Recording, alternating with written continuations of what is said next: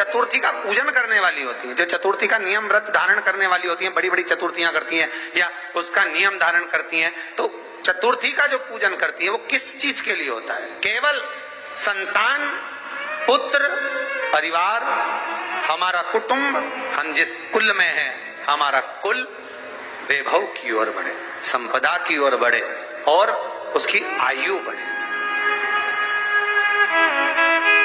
उसकी आयु बढ़े।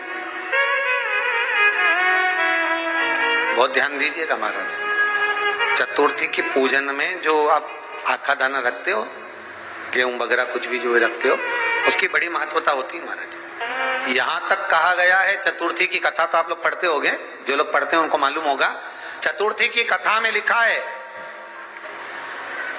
चौथ माता के व्रत में वर्णन किया गया है कि वो आखा दाना जो रखा जाता है, मान लो कोई जरूरी काम होता है तभी आखा दाना को रखा जाता है, संभाल के रखते हैं कि हम इस काम के लिए जा रहे हैं और हमारा ये कार्य सफल होना चाहिए।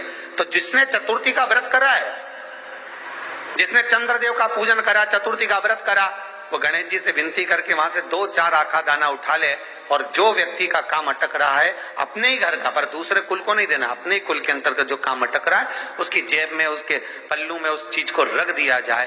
तो चतुर्थी जो अगली आती है, जैसे आप महीने की करते हो तो महीने की, और आप जैसे करते हो कि 4 अलग बड़ी बड़ी चतुर्थी करते हो तो उसके अनुसार आपका कार्य सिद्ध होता ही है। उस आखे दाने का इतना महत्व होता है क्योंकि चतुर्थी का व्रत करने वाली माता जब व्रत करती है तो स्वयं चतुर्थी की कथा में लिखा हुआ है कि पार्वती जी गणेश जी से चतुर्थी की कथा बचवाती। चतुर्थी की कथा बाची किसने थी? स्वयं गणेश जी महाराज ने। और सुनी किसने थी?